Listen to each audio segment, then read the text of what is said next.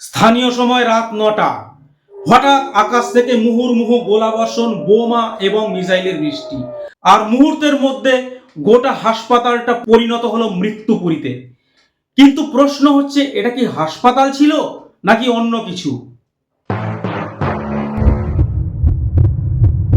নমস্কার, আপনারা দেখছেন নির্ভীক দৃষ্টিকোণ এবং আপনাদের সঙ্গে আমি রয়েছি শীর্ষেন্দু। আজ আপনাদের এমন একটি ঘটনার কথা বলবো যেখানে বর্বরতা ও নৃশংসতা, যেটা শুনলে আপনার গায়ে কাঁটা দিয়ে উঠবে।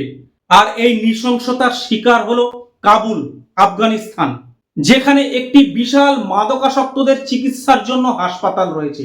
সেখানে হাজার হাজার মানুষ চিকিৎসা নিচ্ছেন, আর ঠিক সেখানেই হামলার অভিযোগ ওঠে পাকিস্তানের বিরুদ্ধে।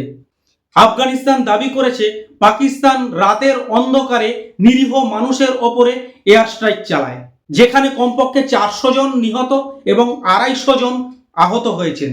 আফগানিস্তান জানায় হাসপাতালটির মধ্যে 2000টি বেড ছিল, মানে এটি ছিল দেশের বৃহত্তম হসপিটালগুলোর মধ্যে একটি, যা কয়েক মিনিটের মধ্যে সম্পূর্ণ ধ্বংসস্তূপে পরিণত হয়।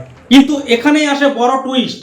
পাকিস্তান এই সম্পূর্ণ ঘটনাটাকে পুরো অস্বীকার করেছে। তারা নাকি কেবল সন্ত্রাসী ঘাঁটিগুলোকে টার্গেট করে হামলা করেছে। তাহলে এখন প্রশ্ন হচ্ছে, তাহলে কি সেখানে সত্যি নিরীহ কোনো মানুষ মারা গেল, নাকি কোনো সন্ত্রাসী ছিল, নাকি এটা ছিল মিলিটারি টার্গেট? আসলে এই ঘটনা কোনো আলাদা কোনো ঘটনা নয়। কয়েক সপ্তাহ ধরেই আফগানিস্তান এবং পাকিস্তানের মধ্যে উত্তেজনা বাড়ছে। পাকিস্তানের অভিযোগ, আফগানিস্তান নাকি জঙ্গি সংগঠনগুলিকে আশ্রয় দিচ্ছে ও মদত দিচ্ছে, আর আফগানিস্তান সেই অভিযোগকে পুরোপুরি অস্বীকার করছে। সবচেয়ে বড় সমস্যা হলো, এই ঘটনায় এখনো কোনো ইন্ডিপেন্ডেন্ট ভেরিফিকেশন করা হয়নি। মানে কে সত্য বলছে, কে মিথ্যা বলছে, এখনো তা পুরোপুরি পরিষ্কার নয়। কিন্তু যদি হাসপাতাল টার্গেট হয়ে থাকে, তাহলে এটা হবে একটি ভয়ঙ্কর ওয়ার ক্রাইম। যদিও পাকিস্তানের এমন স্বভাব আছে, যদিও আমরা এর আগে পাকিস্তানের এই রকম অনেক ঘটনা দেখেছি যেখানে হামলা করে পরে অস্বীকার করে। এর আগে আমরা গত বছর কাশ্মীরের ঘটনা দেখেছি, যেখানে নিরীহ মানুষকে হত্যা করেছিল পাকিস্তানের জঙ্গিরা। তাই তাদের কথার মধ্যে কতটা সত্য এবং কতটা মিথ্যে লুকিয়ে আছে সেটা সবাই বোঝে।